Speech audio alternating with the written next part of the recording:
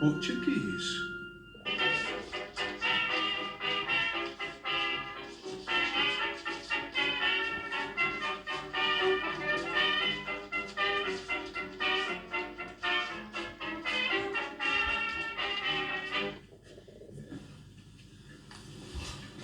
Well, one of these must get me out of here.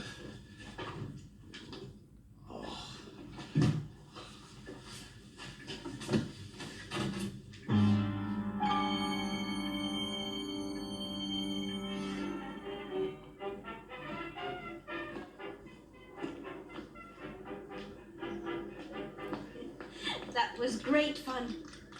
Shall we go back to the terrace? I'm afraid we must return to the others. Who are you? Let me go. Please let me go. Stop it. Let me go, whoever you are. Help! Help!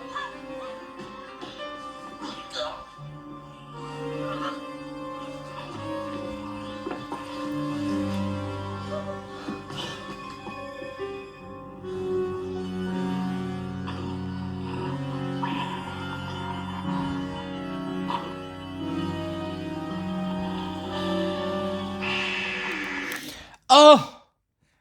This cannot be! Oh, of course I was wrong. Totally wrong. When I said that in the Androids of Tara, that was the only time that a companion had taken on two roles.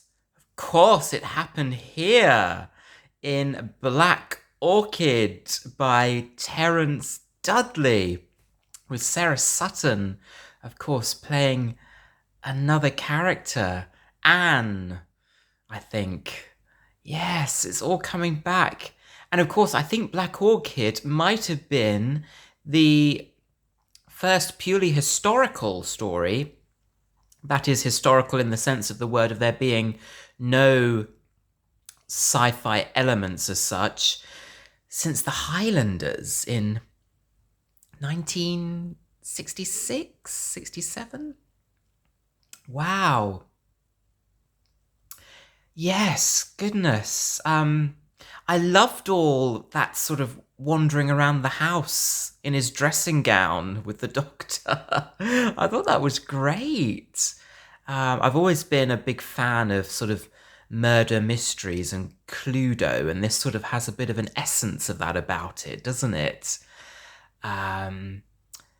Yes, I've got a feeling that perhaps Peter Davison wasn't a huge fan of the Terence Dudley scripts, but I really like this one.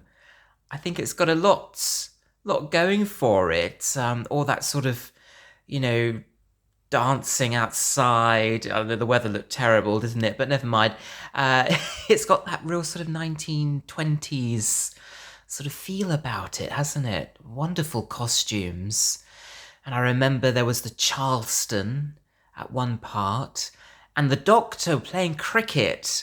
I think that was maybe at the start of this episode. This was episode 1. Only a two-parter, which again, I think had been a long time since we'd had a two-parter.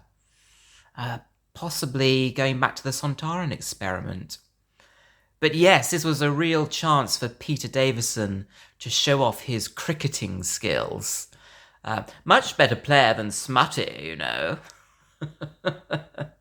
Yes, Charles Cranley, who wrote the book Black Orchid about the plant. Yeah. Very, very touched. But do you know what? I'm actually quite pleased that I don't get everything right. I'm quite pleased about that, because it means I'm not as obsessed as I thought I was. Which I guess is a good thing. Not that there's anything wrong in being obsessed about Doctor Who.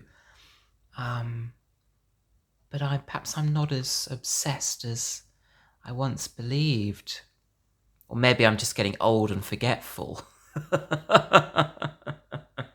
Or maybe I'm just mad. utterly mad, to quote Logopolis.